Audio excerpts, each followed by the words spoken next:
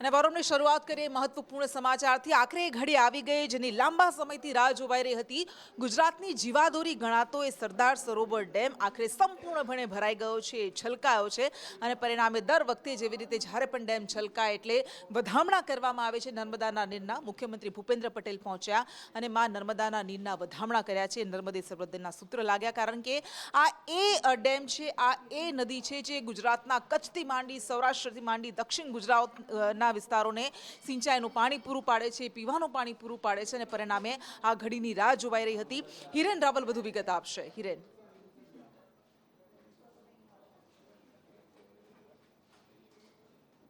રાજસ્થાનના કેટલાક વિસ્તારો પણ આ નર્મદાના આધારે તેનું વહન થઈ રહ્યું છે અને એ ગુજરાતની આ જીવાદોરી નર્મદા નદી જે છે અને એના ઉપર આવેલો સરદાર સરોવર ડેમ છે તે સંપૂર્ણ ભરાઈ ચૂક્યો છે। એટલે કે એની સર્વોચ્ચ સપાટી છે 138.68 મીટર એ અત્યારે ભરાઈ છે અને એ ભરાયા પછી રૂલ લેવલ મેન્ટેન કરવા માટે એના દરવાજા જે છે તે ખોલવામાં આવ્યા છે। તમને દ્રશ્યો પણ બતાવીશું કે જે 1 નંબરનો ગેટ છે એ પ્રકારે 5 દરવાજા ખોલી અને અત્યારે પાણી નર્મદા નદીની અંદર છોડવામાં આવી રહ્યું છે। મુખ્યમંત્રી ભૂપેન્દ્ર પટેલ થોડા સમય પહેલા જ આ નર્મદાના નીરના વધામણા કરી અને આ દરવાજા એમના હસ્તે ખોલાવી અને અહીંયાથી તેઓએ પ્રસ્થાન કર્યું છે।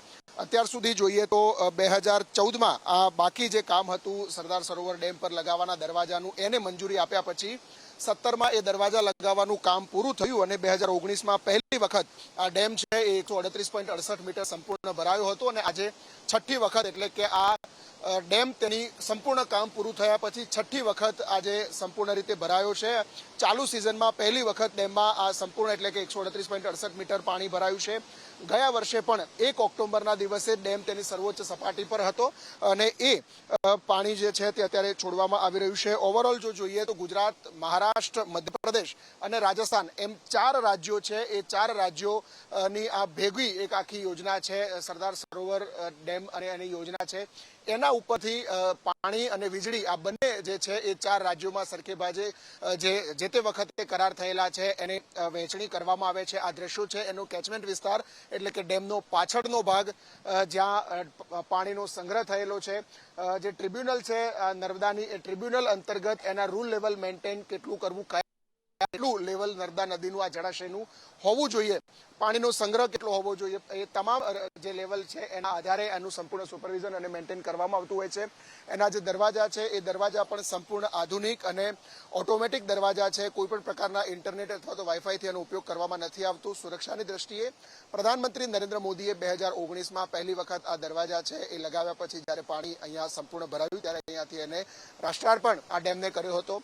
આજે છઠ્ઠી વખત ડેમની સંપૂર્ણ કામગીરી પૂરી થયા પછી સર્વોચ્ચ સપાટી પર ડેમ ભરાયો છે અને જે વધારાનું પાણી છે એ દરવાજા ખોલી સરદાર સરોવરમાંથી દરવાજા ખોલી અને નર્મદા નદીમાં પાણી છોડવામાં આવી રહ્યું છે।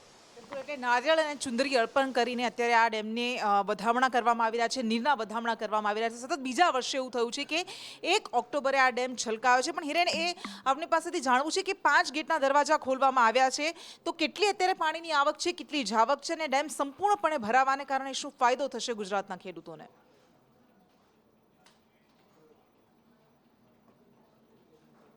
વાત છે આ ડેમ અત્યારે સંપૂર્ણ ભરાયો છે તો એના કારણે આખી આવનારી રવિ સિઝન છે એ રવિ સિઝનમાં સીધો ફાયદો જોવા મળશે। કારણ કે સુજલામ સુફલામની જે કેનાલ છે એ અને એ ઉપરાંત સૌની યોજના આ બંને મારફતે જે પાણી છે એ સૌરાષ્ટ્ર અને ઉત્તર ગુજરાત આ બંને સુધી પહોંચતું હોય છે।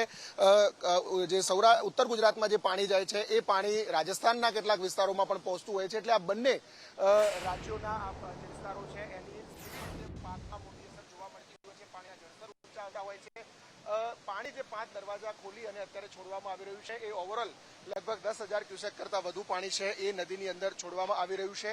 આ પાણીની આવક અને જાવક એના આધારે સંપૂર્ણ સિસ્ટમ મેન્ટેન કરવામાં આવતી હોય છે। ઉપરવાસમાંથી એટલે કે મધ્યપ્રદેશમાં અને નર્મદા નદીના કેચમેન્ટ વિસ્તારમાં જે વરસાદ અને પાણીની આવક હોય છે ઓમકારેશ્વર સહિતના જે ઉપરવાસના વરસાદની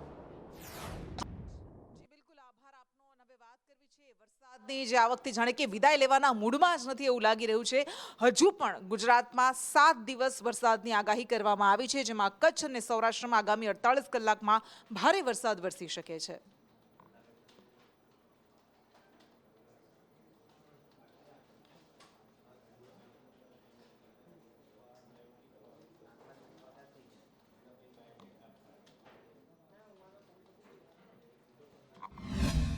और वार्निंग की बात करेंगे तो आज और कल के लिए सौराष्ट्र रीजन के लिए हेवी रेनफॉल की वार्निंग है। और जो डिस्ट्रिक्ट है जहाँ पर आज के लिए हेवी रेनफॉल की वार्निंग है वो कच्छ, द्वारका, पोरबंदर, जूनागढ़, गिर सोमनाथ और राजकोट डिस्ट्रिक्ट शामिल है। और कल के लिए कच्छ, जामनगर, राजकोट और द्वारका, पोरबंदर और जूनागढ़ डिस्ट्रिक्ट शामिल है जहाँ पर हेवी रेनफॉल की वार्निंग है। और थंडर स्टॉर्म की वार्निंग की बात करेंगे तो आज के लिए गुजरात रीजन के लिए थंडर स्टॉर्म की वार्निंग है। और कल और परसों के लिए सौराष्ट्र और कच्छ रीजन के लिए थंडर स्टॉर्म की वार्निंग है। और फिशरमैन वार्निंग की बात करेंगे तो आज और कल के लिए एंटायर गुजरात कोस्ट के लिए फिशरमैन की वार्निंग है, जिसमें विंड की स्पीड 45 से 55 और साथ में जो गस्टी विंड होगी वो 65 kph के आसपास रहने का पूर्वानुमान है। અને હવે વાત કરવી છે કેન્દ્ર સરકાર દ્વારા કરવામાં આવેલી બે મોટી જાહેરાતોની. એક જાહેરાત ખેડૂતો માટે કરવામાં આવી છે. ટેકાના ભાવે ખરીદીની જાહેરાત કરવામાં આવી છે. એ ભાવ નક્કી કરવામાં આવ્યા છે. એ ભાવની જાહેરાત કરાઈ છે, જેમાં ઘઉંના ભાવમાં આ વખતે પ્રતિ ક્વિન્ટલ 160 રૂપિયાનો એટલે 6.59% વધારો કરવામાં આવ્યો છે. અન્ય પાકના ટેકાના ભાવ પણ જાહેર કરવામાં આવ્યા છે. અને બીજી બાજુ એ કેન્દ્રીય કર્મચારીઓ માટે દિવાળીની ગિફ્ટ આપવામાં આવી છે, દશેરાની ગિફ્ટ આપવામાં આવી છે. 3% મોંઘવારી ભથ્થું આ વખતે વધારે આપવામાં આવ્યું છે. જુલાઈથી લાગુ કરાશે એટલે 3 મહિનાનું એરિયર આપવામાં આવશે. આ બંને જાહેરાતોને લઈને વધુ વિગત આપશે અજય યાદવ. અજય.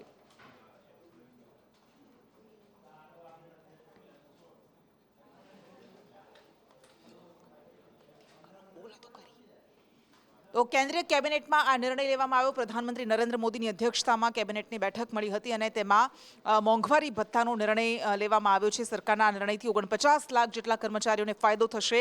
આ ઉપરાંત 69 લાખ જેટલા પેન્શનર્સને ફાયદો થશે. અને બીજી બાજુ ખેડૂતો માટે આ એમએસપીની જાહેરાત કરવામાં આવી છે, જેમાં ઘઉંના ભાવ વખતે 2585 રૂપિયા નક્કી કરવામાં આવ્યા છે. અજય આપણી સાથે જોડાયા છે. અજય, આ બંને મોટી જાહેરાત એક ખેડૂતો માટે, બીજી કેન્દ્રીય કર્મચારીઓ માટે.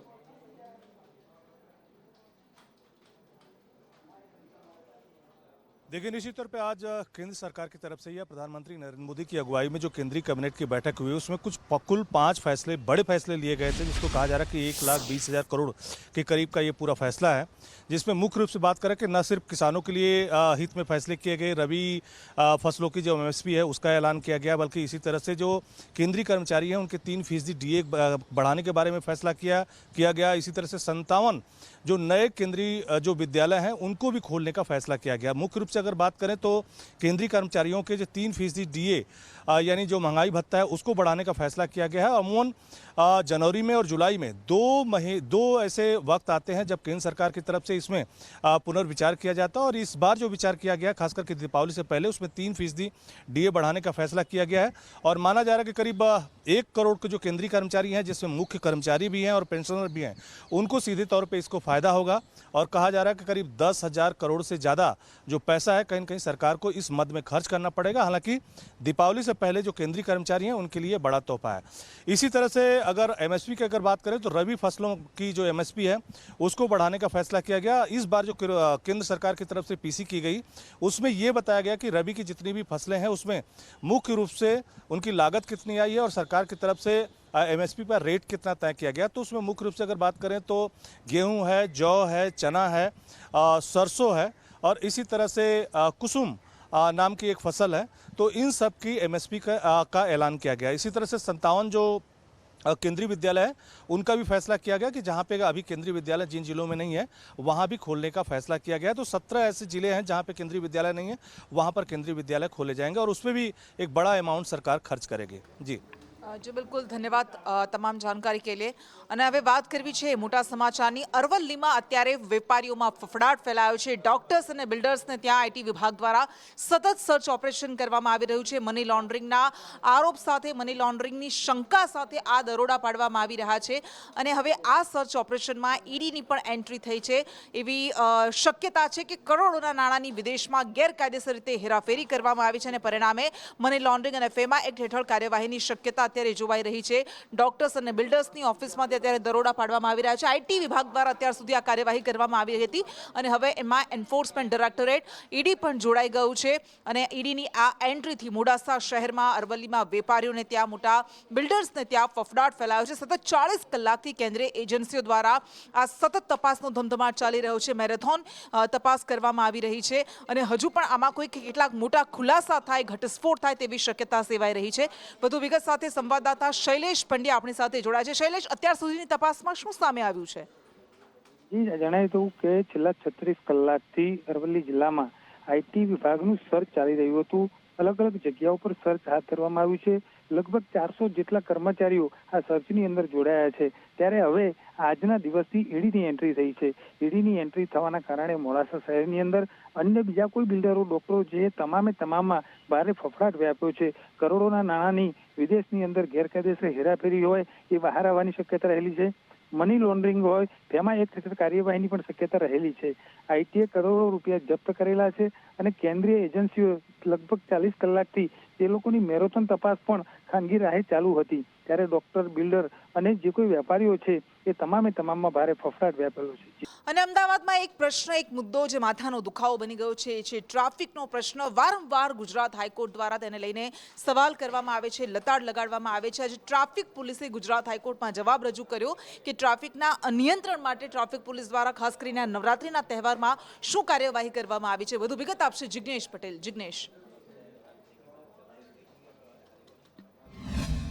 ટ્રાફિક મુદ્દે અવારનવાર જે હાઈકોર્ટ છે તે ટ્રાફિક વિભાગ અને સાથે જ શહેર પોલીસના વડા હોય કે રાજ્ય પોલીસના વડા તેને ટકોર કરતી આવી છે. કામગીરીને લઈને સવાલો ઉઠી રહ્યા છે. ત્યારે ટ્રાફિક પોલીસે જે હાઈકોર્ટમાં જવાબ રજૂ કર્યો છે તેમાં નવરાત્રિમાં 600 જેટલા પોલીસ જવાનો, ટ્રાફિકના જવાનો છે તે ટ્રાફિકનું સંચાલન કરતા હોવાનું તેમણે જવાબમાં જણાવ્યું છે. સાથે ખાસ કરીને રાત્રે 8 થી 3 વાગ્યા સુધીમાં જે ટ્રાફિકનું સંચાલન છે તે સુચારુ રૂપે ચાલે, કોઈ જગ્યાએ ટ્રાફિક જમા થાય ને લોકોને અગવડ પડે નહીં તે માટેનું આયોજન ટ્રાફિક પોલીસે કર્યું હોવાનું પણ તે જવાબમાં ઉલ્લેખ કરવામાં આવ્યો છે. બીજી તરફ 16 તારીખથી 22 સપ્ટેમ્બરની વચ્ચે કુલ 19 જે બ્લેક ફિલ્મવાળી ગાડીઓ હતી તેને જપ્ત કરવામાં આવી છે અને 888 કરતાં વધુ વાહનો પરથી આ બ્લેક ફિલ્મ છે તે હટાવી અને તેવા વાહનના માલિકો અને ચાલકો છે તેના વિરુદ્ધમાં કાર્યવાહી કરવામાં આવી છે. તો બીજી તરફ હાઈકોર્ટે કહ્યું છે કે રોંગ સાઈડમાં આવતા જે વાહન ચાલકો છે તે ચિંતાનો વિષય છે, કારણ કે રોંગ સાઈડમાં આવતા વાહનો હંમેશા અકસ્માતને નોંધે છે અને આ જ અકસ્માતોમાં લોકોના જીવ જાય છે. માટે રોંગ સાઈડ આવતા જે વાહન ચાલકો છે તેમના વિરુદ્ધ પણ કાર્યવાહી કરવામાં આવે અને આવા સ્પોટ નક્કી કરી અને રોંગ સાઈડમાં વાહન ચલાવતા લોકો બંધ થાય અથવા તો વાહન ચાલક જે રોંગ સાઈડ વાહન ચલાવે છે તેના ઉપર બ્રેક લાગે તે પ્રમાણે કાર્યવાહી થવી જરૂરી છે. જી બિલકુલ, આભાર આપનો. ને એમ તો ગુજરાતીમાં કહેવત છે કે દશેરાના દિવસે જ ઘોડા ન દોડે, પરંતુ હવે એવી વાત કરવી છે કે દશેરાના દિવસે જ જે દોડવા માંડે છે અને આ છે આરોગ્ય વિભાગના કર્મચારીઓ. આરોગ્ય વિભાગ તહેવારની સિઝન આવે એના 1-2 દિવસ પહેલા એ દોડવા લાગે, તપાસના નાટક કરવા લાગે. એના રિપોર્ટ્સ તો કેટલાય દિવસ પછી આવે જ્યારે કરોડોનો ખોરાક, આ અખાદ્ય ખોરાક લોકો ઝાપટી ચૂક્યા હોય, પેટમાં પધરાવી ચૂક્યા હોય. અને અત્યારે ગુજરાતના શહેરોમાં, એ અમદાવાદ હોય, રાજકોટ હોય, સુરત હોય કે વડોદરા હોય કે અન્ય શહેરો, અત્યારે કંઈક આવો જ ઘાટ સર્જાયો છે જ્યાં ત્યાં દરોડા પાડવામાં આવી રહ્યા છે, તપાસ કરવામાં આવી રહ્યા છે, પણ એના રિપોર્ટ્સ ક્યારે આવશે એ સવાલ તો ત્યાં ને ત્યાં જ છે.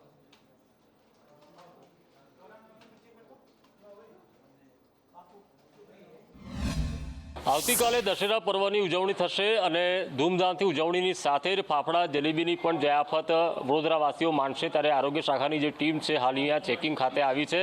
જે ફાફડા જલેબી હોય છે તેનું હાલ અહીંયા ચેકિંગ કરવામાં આવી રહ્યું છે અને જે આરોગ્ય શાખાની ટીમો છે તે 5થી વધુ ટીમો હાલ ચેકિંગ કરી રહી છે. અને જે ફૂડ ઇન્સ્પેક્ટર છે મંગુભાઈ રાઠવા તે પણ અહીંયા આવ્યા છે.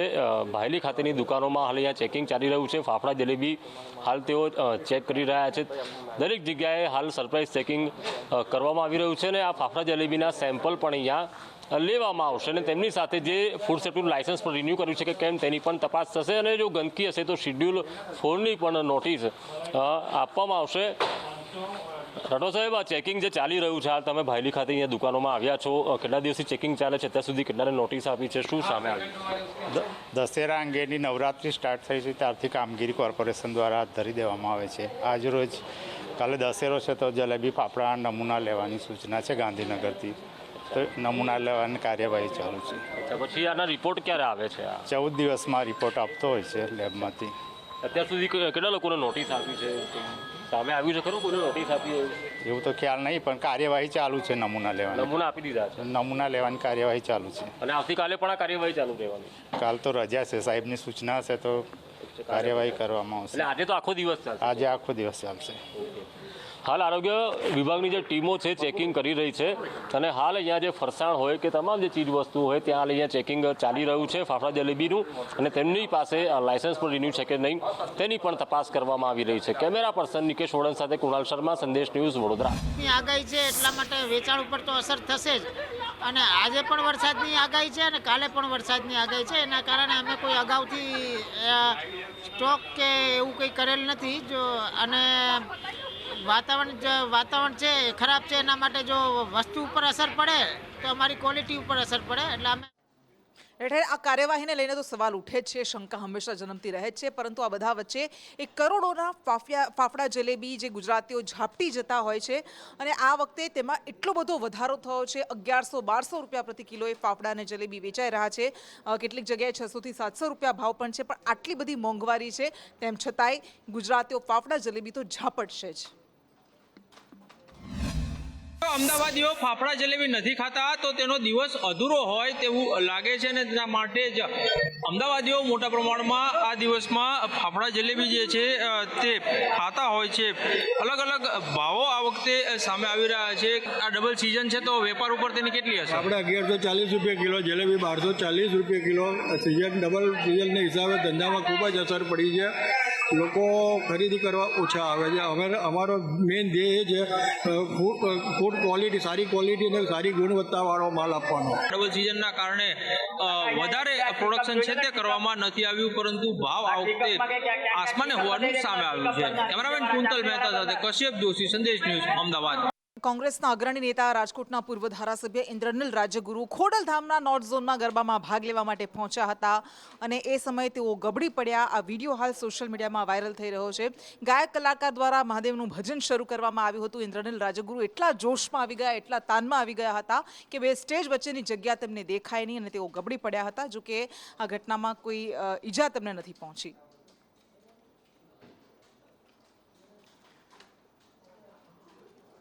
અને સોમવારનો આ વિડીયો છે. સોમવારના દિવસે મહેમાન તરીકે તેઓ ત્યાં ઉપસ્થિત રહ્યા હતા. જ્યારે તેમને આગળ બોલાવવામાં આવ્યા, ભજનની શરૂઆત થઈ ત્યારે એ ભજનને માણતા માણતા તેઓ ત્યાં પહોંચ્યા અને સ્ટેજ વચ્ચેની જે જગ્યા હોય દેખાય નહીં અને પરિણામે તેઓ ગબડી પડ્યા હતા. જો કે ત્યાં હાજર લોકોએ તેમને ઊભા કર્યા હતા.